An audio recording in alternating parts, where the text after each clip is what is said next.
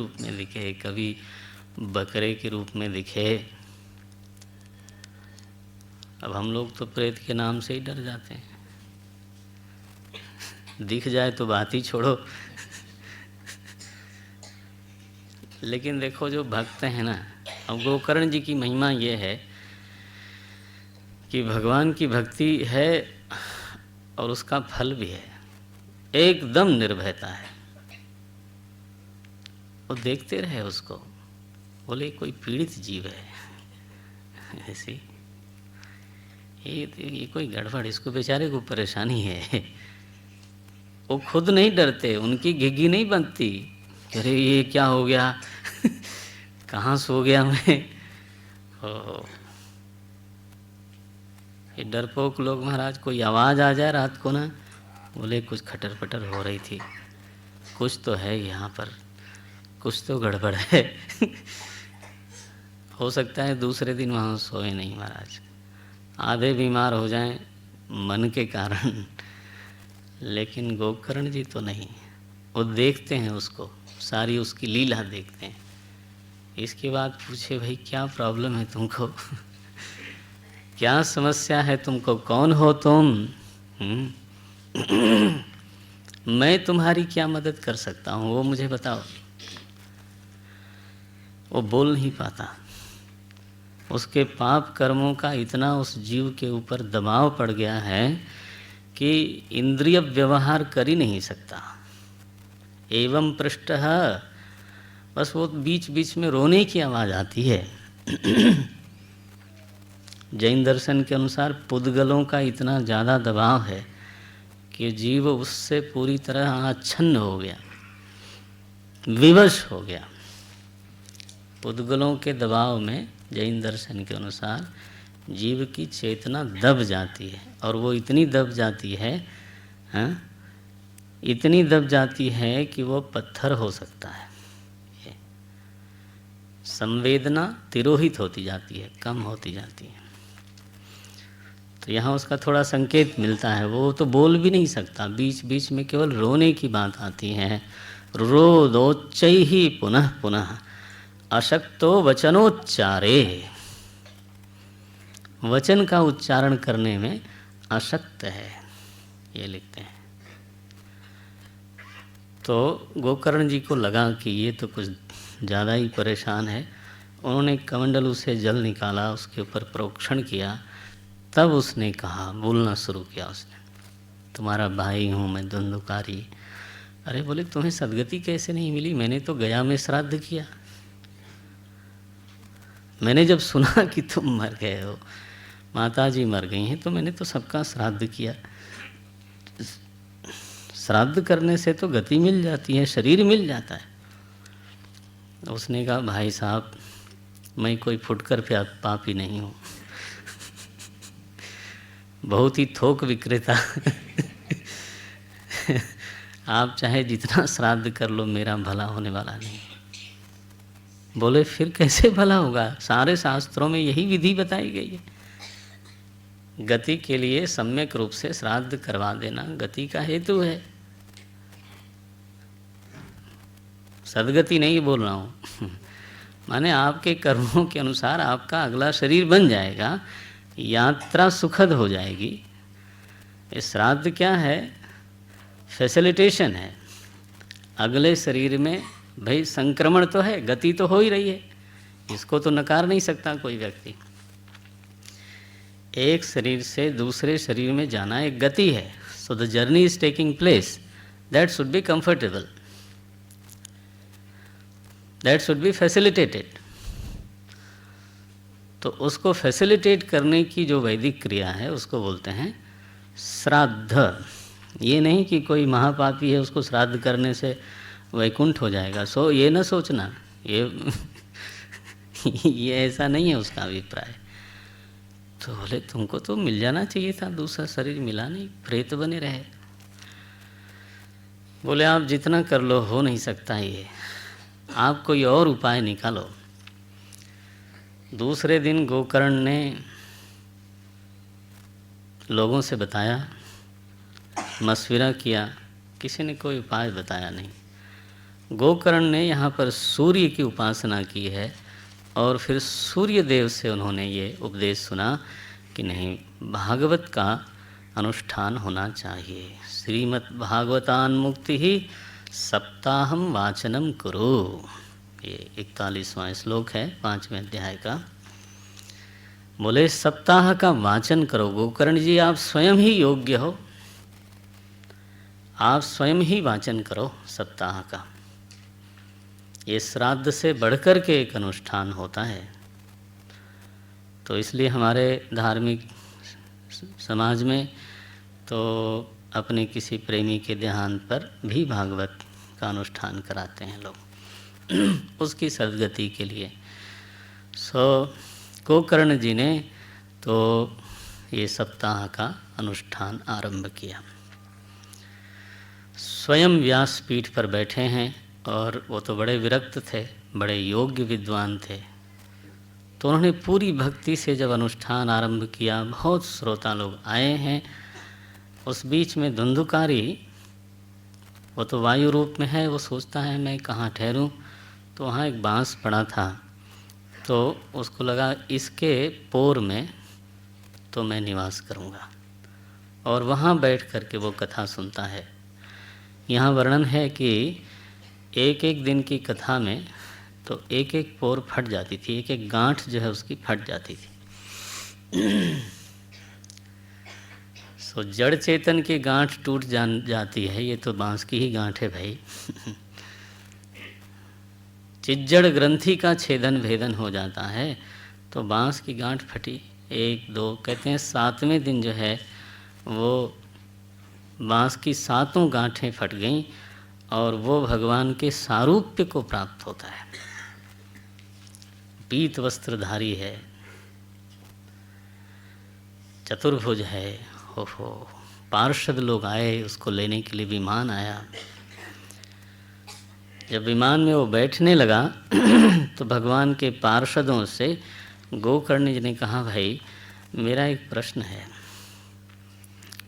सबने श्रवण किया, यहाँ इतने हमारे श्रोता हैं और सारे ही श्रोता अत्रैव बहवः श्रोता संति मम निर्मला। ये तो निर्मल हमारे श्रोता हैं, 1 2 नहीं, बहुत सारे हैं।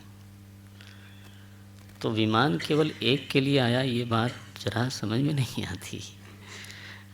बोले आनी तानी विमानानि न तेषाम, उनके लिए विमान लेके आप आए नहीं, तो इनमें क्या विशेषता है? तो उत्तर दिया है, बड़ा सुंदर उत्तर है। बोले श्रवण तो सबने किया, लेकिन न तथा मननम कृतम, सबने मनन नहीं किया। ये जो प्रतिबद्ध होके, व्रतबंध हो करके, तन्मय हो करके जो श्रवण है वो हो नहीं पाता। श्रवण करते ही गज स्नान होता है। गज स्नान माने हाथी 2 घंटे बैठा रहे पानी में, जब वो निकलता है वहाँ से तो फिर लोटपोट करता है। ऐसे ही हम लोग जो हैं कई बार 2 घंटे 3 घंटे श्रवण करते हैं, इसके बाद जैसे ही निकलते हैं तो दुनिया भर की धूल अपने चित्त पर डालते हैं। 5 मिनट मौन नहीं रह पाते, तटस्थ नहीं रह पाते, उसी मनोभाव में, उसी मनोभूमि में बने नहीं रहना चाहते। ऐसे इसको हमारे शास्त्र में बोलते हैं क्या? गज स्नान। कामकाजी लोग हैं, मुमुक्षु लोग नहीं हैं, जिज्ञासु लोग नहीं हैं। तो क्या करें, अब सबकी अपनी अपनी भूमिका है। भागवत को भी एक काम ही समझते हैं। वो तो निश्रेयस का हेतु है, ये भाव लेकर के चलते नहीं। We don't commit ourselves. तो बोले न तथा मननम कृतम। और यहाँ ये श्लोक है, साधक लोग इसको देख लें। 5वें अध्याय का 73वां श्लोक है। 73, 74, 75 ये तीनों श्लोक बहुत काम के हैं। मैंने साधकों के लिए ग्रहणीय हैं, ध्यान में रखने के। लिखते हैं 8 चीज़ें बहुत फल नहीं दे पाती। क्या क्या हैं? बोले ज्ञान अदृढ़ हो, अदृढ़म च हतम ज्ञानम, माने आत्मा निर्विकार निराकार शुद्ध अपरिच्छिन्न चेतन है, यह हमने सुना भी है लेकिन उसमें कोई दृढ़ता नहीं है, तो उसका जो लाभ हमको मिलना चाहिए, है ना, शास्त्रों में जो प्रॉमिस की गई है इस ज्ञान के साथ, क्या प्रॉमिस है? तरति शोकम आत्मविद। तो बोले अपने को तो नहीं लगता कि हम तर गए, तो बोले वो नहीं होगा। अदृढ़म च हतम ज्ञानम, प्रमादेन हतम श्रुतम।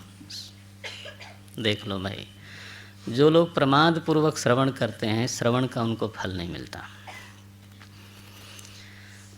जैसे तैसे कैजुअली ठीक है। प्रमादेन हतम श्रुतम, दो चीज़ बहुत बड़ी बड़ी है, श्रवण और ज्ञान, लेकिन निष्फल हो जाती है। वो बाद में कर लीजिएगा। तो बोलते हैं अदृढ़म च हतम ज्ञानम प्रमादेन हतम श्रुतम। अच्छा, कोई मंत्र जप करता हो लेकिन उसमें संदेह हो उसको कि पता नहीं बार बार आवृत्ति करने से क्या हो जाएगा, तो संदिग्धो ही हतो मंत्रो। ये अगर मंत्र के प्रति संदेह है तो फिर वो प्रभाव नहीं आएगा उसका। संदिग्धो ही हतो मंत्र, फिर व्यग्र चित्तो ही जपा, और व्यग्र चित्त से, विक्षिप्त चित्त से जप कोई करता हो, बोले उस जप में वो प्रभाव आने वाला नहीं है। अवैष्णवो हतो देशः, भक्त जिस जगह पे न हो वो जगह कोई रहने लायक जगह नहीं होती, चाहे बहुत सुंदर हो देखने में, लेकिन वो रहने लायक नहीं है। सत्संग ही नहीं होगा, क्या फ़ायदा फिर। लिखते हैं हतम श्राद्धम अपात्रकम, श्राद्ध का भोजन किसी को भी करा देने से श्राद्ध पूरा नहीं होता। श्रोत्रिय हो, वैदिक हो, उसको दान देना चाहिए, नहीं तो दान प्रभावी नहीं होता। और आचरण न हो तो चाहे आप कितने भी बड़े कुल को हो, उसका कोई मतलब नहीं है।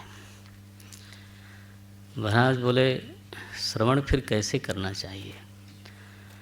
ये 75वां श्लोक है। चाहे तो जो लोग जिज्ञासु हैं उनके लिए बोलता हूँ, चाहे तो इसको याद कर लेना, है ना। ऐसे श्लोक तो याद हो जाना चाहिए, हृदय में रहना चाहिए। क्या बोलते हैं वो? विश्वासो गुरुवाक्येषु स्वस्मिन् दीनत्वभावना। ये विश्वासो गुरुवाक्येषु स्वस्मिन् दीनत्वभावना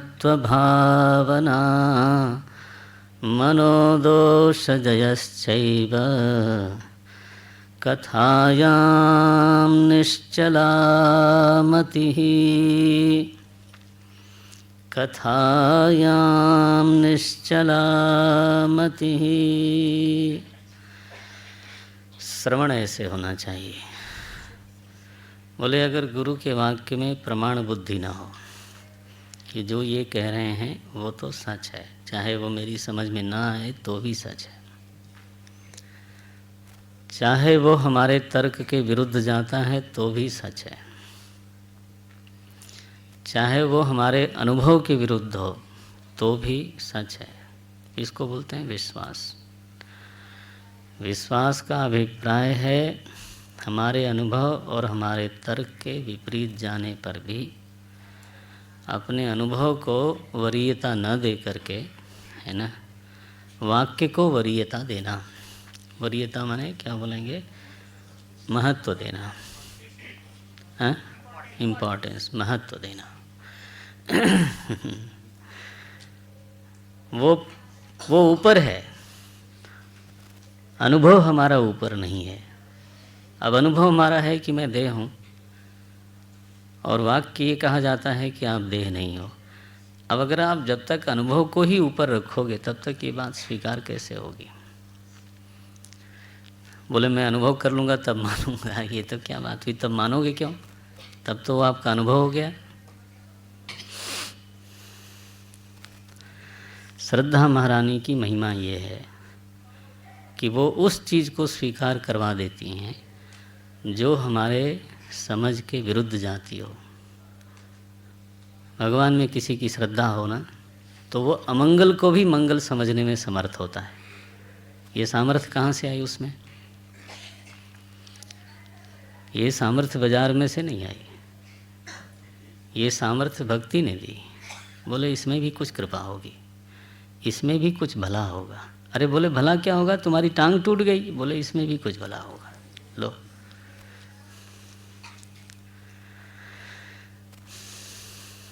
अनुभव हमेशा बड़ा होता है, ये भी एक मूर्खता है। हर चीज़ हमारी तर्क की कसौटी में आवेगा, ये भी एक जिद है। वाक्य सबसे बड़ा है। अब ऐसा विश्वास जिस किसी महापुरुष के प्रति हो जाए तो उससे सुनने का लाभ होता है, बहुत लाभ होता है। और जहाँ हम इस भाव को लेकर के ही श्रवण करते हैं कि जो सही होगा वो स्वीकार कर लेंगे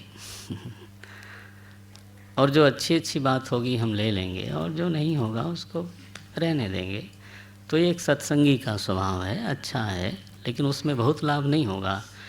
क्योंकि सही का निर्णय कौन करने वाला है? वो तो मैं जज हूँ। तो श्रोता ने हमेशा अपने आप को कहीं न कहीं वक्ता के ऊपर रखा है। वक्ता परीक्षा दे रहा है और श्रोता वहाँ पर परीक्षक है, जज है। उसकी बुद्धि में एक फिल्टरेशन प्लांट लगा हुआ है ये बात धीरे धीरे समझते समझते समझते कमाई करते करते करते आती है।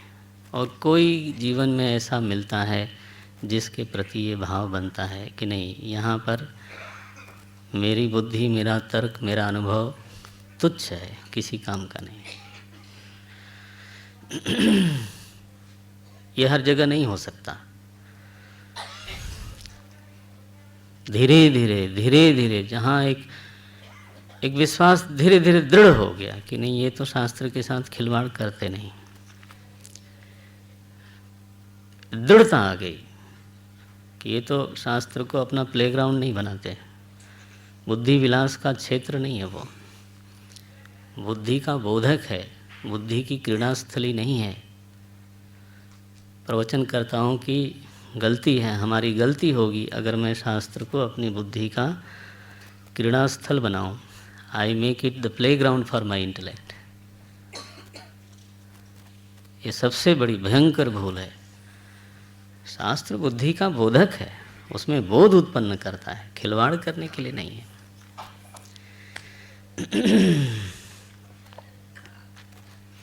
कभी मूड आया तो कैकेयी को खलनायिका बना दिया और कभी मूड आया तो इसको नायिका बना दिया। तो आपका असली मत क्या है? बोले जब जो मूड आवे तब असली मत है। Then you are playing with the scripture and scripture has become the playground for you, है ना। ये विद्यार्थियों को, सबको सावधान रहना चाहिए। तो जब ऐसा साधक देखता है कि नो ही डजंट प्ले, धीरे धीरे गुरु की वाणी और शास्त्र की वाणी एक रूप हो जाए, दोनों में भेद न दिखाई दे, तब साधक को ये विश्वास जन्म लेता है और अपना अनुभव उसको तुच्छ लगता है। तब श्रवण होता है। अभी सत्संग होता रहता है बाकी समय में, लेकिन जिसको बोलते हैं प्रतिबद्ध श्रवण, वर्णपूर्वक जो श्रवण है वो ये है विश्वास गुरुवाक्येषु। और दूसरा क्या कहा? स्वस्मिन, अपने में दीनत्व भावना। जज बन के नहीं, है ना। मैं दीन हूँ, मुझे ज़रूरत है, पार उतारो प्रभु, मेरे बुद्धि के अंधेरों को दूर करो। तो यह जब भाव आवे, श्रवण की विधि बता रहे हैं भागवत जी। विश्वासो गुरु वाक्येषु स्वस्मिन् दीनत्व भावना। और चित्त में जो दोष होते हैं चंचलता के, विकारों के, जयश्चैव मनोदोष जयश्चैव कथायाम निश्चला मति। ये चार चीज़ें लेकर के जब श्रवण होता है ना गोकर्ण जी, तब उस श्रवण का फल कोई रोक नहीं सकता, निश्चित होता है।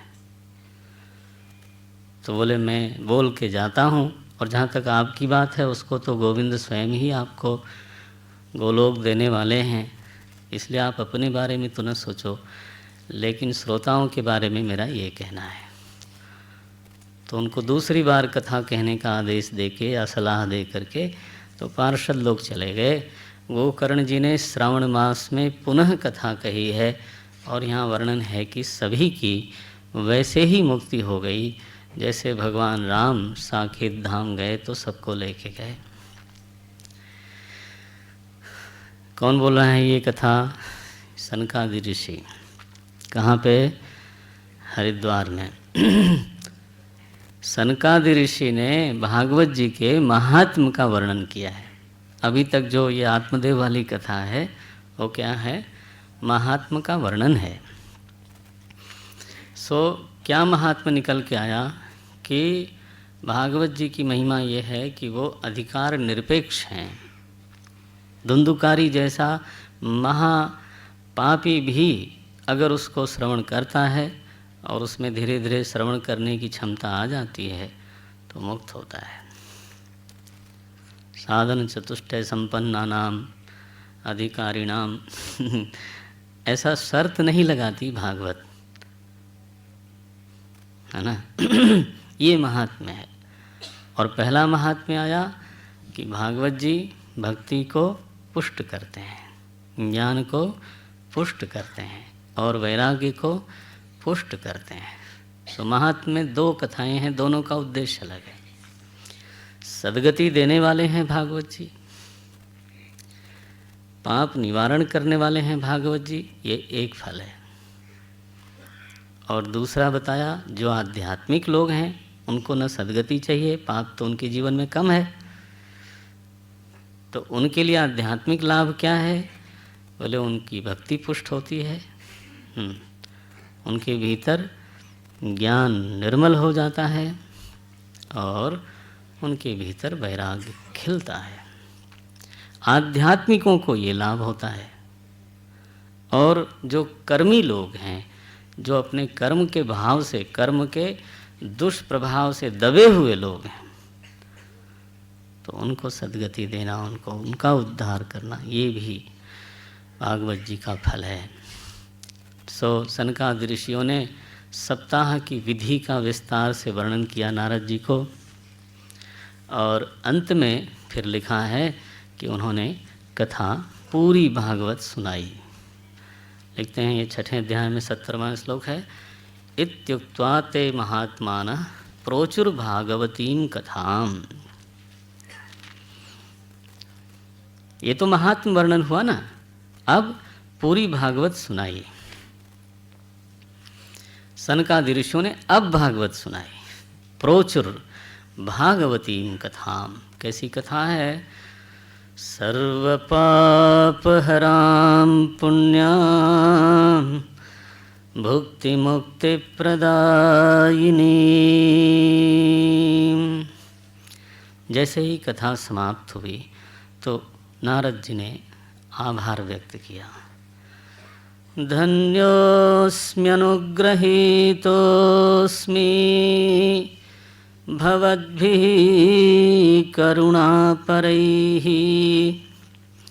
अद्य मे भगवान लब्धः। नारद जी कहते हैं आज मुझे भगवान मिल गए।